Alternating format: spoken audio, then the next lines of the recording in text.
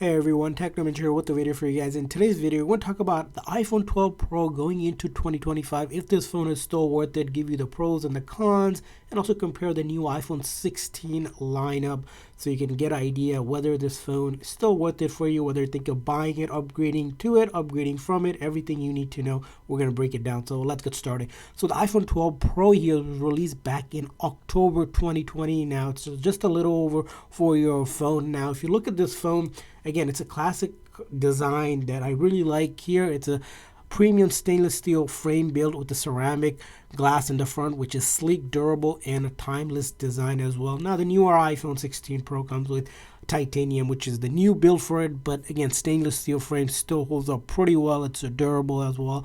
On the front here is a 6.1-inch OLED display that we got with vibrant color and deep blacks, and it also has 60 refresh rate on the screen here, so 60 hertz compared to the newer iPhone 16 Pro, which has 120 hertz refresh rate. But again, it doesn't make much of a difference if you don't really care of the refresh rate. For the day-to-day use, you're probably not going to notice any difference of it. Now, physically, there's other things that are different. Here is a physical SIM card, which is still available on the 12 Pro. Now, in the US model, the 16 Pro no longer has a physical SIM card, so you have to use eSIM for everything. And then also, there's no camera control button. This is just a 5mm wave. There is no camera control, so there are physically some differences. And also with the charge port, you have lightning charge port compared to the new iPhone 16 Pro, which holds USB-C as the new standard of it. Asides that are going to be difference in the camera, which we'll get to in a bit. Now, under the hood here is a A14 Bionic chip, which handles multitasking, gaming, and apps well, and it's still competitive in terms of your performance here. So most of your social media apps, even your productivity tools, all of that will work. Gaming wise, I'd say somewhere between just a medium graphic gaming. If you're getting to heavy graphic gaming, that's where you're going to see a little bit of slowness here. So I wouldn't recommend any heavy graphic gaming for the console grade, as it's not going to hold up too well. But again, still a great device for your day-to-day gaming, basic gaming, basically nothing too crazy here on this device.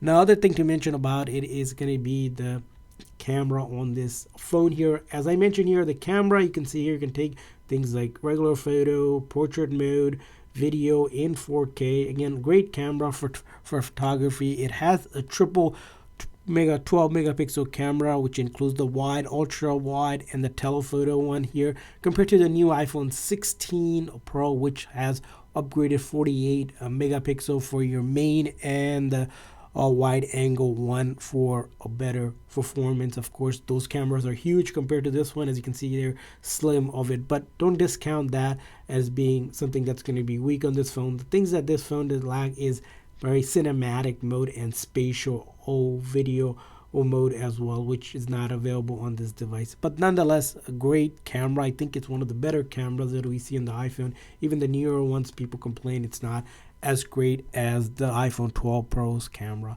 Now, another thing to look at about is the battery size on this phone. So this battery size is a little bit smaller, and 2815 mAh battery size, which gives you about 17 hours of video playback if you have a full charge, versus the new iPhone 16, which gives you around 27, so 10 hours less. Again, 17 hours still great. So if you're a medium user, you're probably going to need to charge at the end of the day, but if you're a heavy user, you probably need to charge it at least twice or so. But on a newer iPhone 16, you probably have to charge it once and you'll be good. Again, also depends on the health of your battery. So again, decent battery life, not going to be the greatest compared to the newer iPhone. That's because, of course, this is a 4-year-old phone.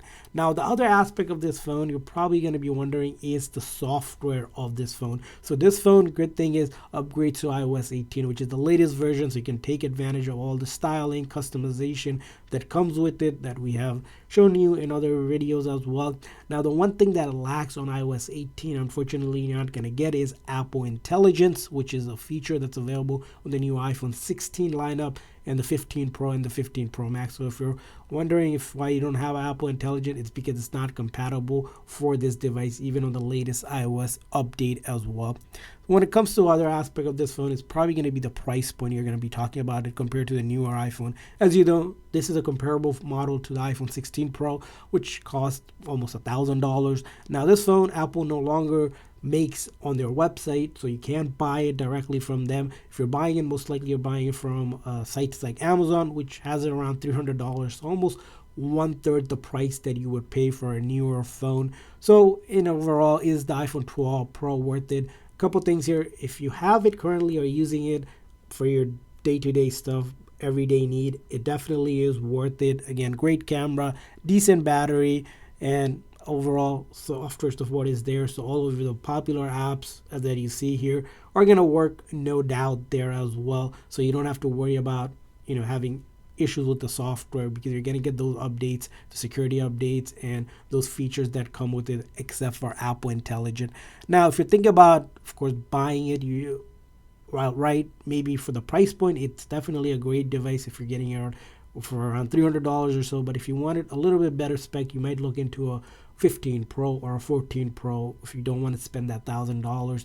But nonetheless, here, comparable wise, if you're currently using it, again, without paying that extra money for all those upgrades, you're probably going to be, again, using this phone. It's still going to be worth it for you, unless, again, you're looking for something newer. In that case, of course, you're going to be looking at the 16 Pro.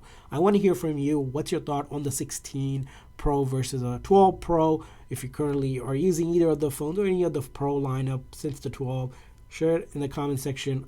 And thanks for watching, guys. And if you guys enjoyed this video, for more reviews like this, make sure that like and subscribe button. We'll see you guys next time.